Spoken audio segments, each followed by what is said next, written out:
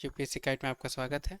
और आज की डेट है 21 अगस्त और हम देखेंगे डेली एमसीक्यूज को। तो पहली क्वेश्चन आज की, consider the following statements regarding election commission of India. तो इलेक्शन कमीशन ऑफ इंडिया के बारे में बतानी है आपको। पहली statement, election commission is not concern with elections to panchayats and municipalities. तो इलेक्शन कमीशन बिल्कुल भी कंसर्न नहीं है इलेक्शन जो भी पंचायत या म्यूनसिपैलिटीज की होती है। ये पहली स्टेटमेंट यहाँ पे लिखी हुई है। दूसरी statement, at state level the election commission is assisted by the chief electoral officer. ठीक है, तो स्टेट लेवल पे इलेक्शन कमीशन को असिस्ट कौन करता है? तो चीफ इलेक्टोरल ऑफिसर। ये सेकंड स्टेटमेंट में लिखी हुई है। ठीक है, तो आपको करेक्ट ऑप्शन सेलेक्ट करनी है, A one only, B two only, C both, D none of the above.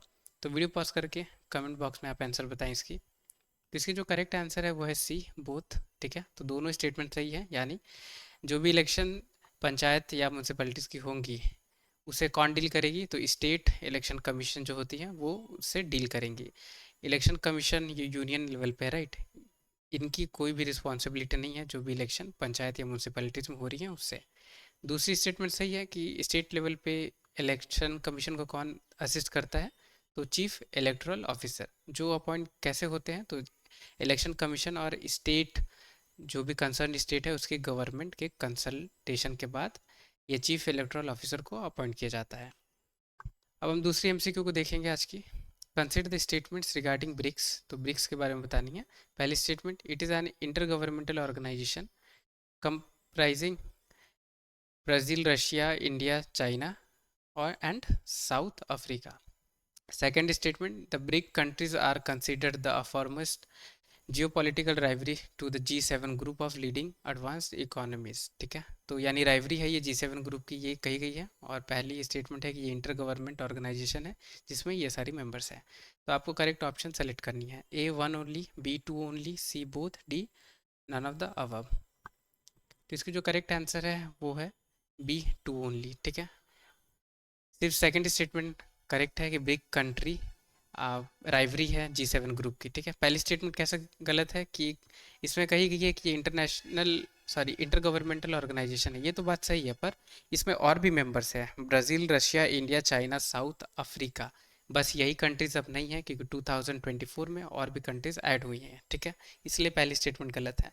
तो ब्रिक्स क्या है? तो इंटर गवर्नमेंटल ऑर्गेनाइजेशन है comprising Brazil, Russia, India, China, south Africa, Iran, Egypt, Ethiopia and United Arab Emirates. ठीक है, तो यहाँ पे Iran, Ethiopia, Egypt, United Arab Emirates mention नहीं थी, जिसकी वजह से पहली स्टेटमेंट गलत थी। ठीक है, अब आपको पता होनी चाहिए कि 2024 में ही जो ईरान, इजिप्ट, इथोपिया और यूनाइटेड अरब एमिरेट्स है इन्हें ऐड किया गया है। ठीक है, और फाउंडिंग कंट्रीज कौन कौन है ये आपको पता होनी चाहिए, ब्राज़ील, रशिया, इंडिया, चाइना। ठीक है, Brazil, Russia, India, China. South Africa ने एक साल बाद ब्रिक्स को ज्वाइन करा था। ठीक है, अब हम आगे बढ़ते हैं, थर्ड अपनी एमसीक्यू को देखेंगे। Consider the statements regarding polio. तो पोलियो के बारे में बतानी है। पहली statement, polio is an infectious disease cause by polio virus. Second statement, in India P2 virus strain are still present. ठीक है, ये पोलियो की ही P2 स्ट्रेन है। ठीक है, third, only one type of polio virus vaccine is available. तो सिर्फ एक ही प्रकार की पोलियो वायरस वैक्सीन अवेलेबल है, ये लिखी गई है। तो आपको करेक्ट ऑप्शन सेलेक्ट करनी है, A one only, B two only, C two and three, D all of the above. तो वीडियो पॉज करके ट्राई करें आंसर देने की।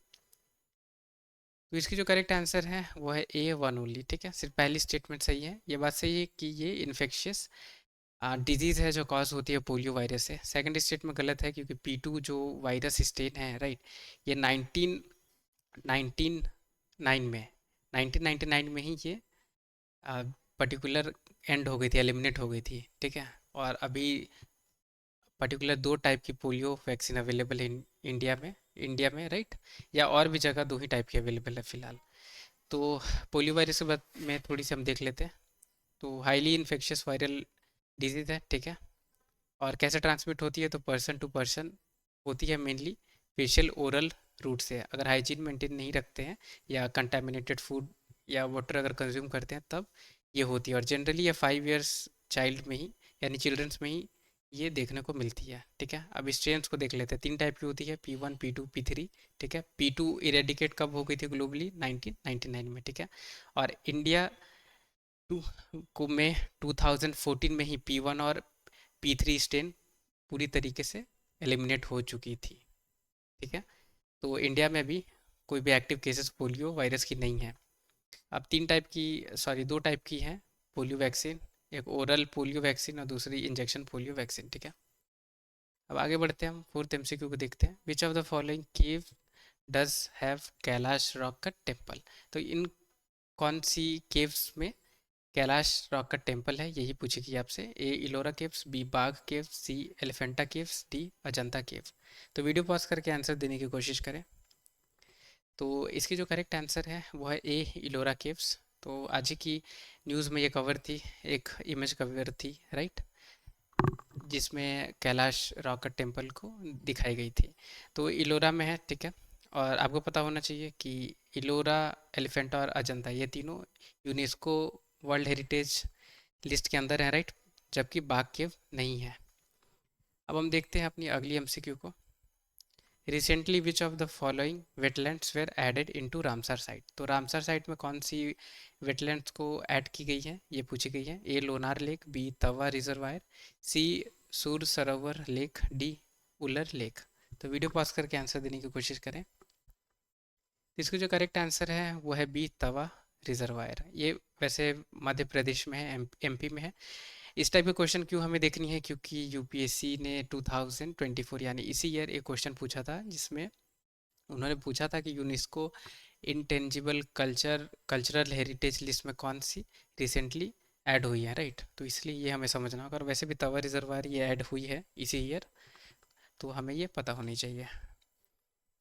तो thank you so much video को वॉच करने के लिए। वीडियो अगर आपको पसंद आई हो या आपके लिए यूज़फुल रही हो तो वीडियो लाइक ज़रूर करें, और चैनल पे नए हैं या अभी तक सब्सक्राइब नहीं किया, प्लीज़ चैनल सब्सक्राइब करें। टिल द टाइम के लिए take care, have a great day ahead.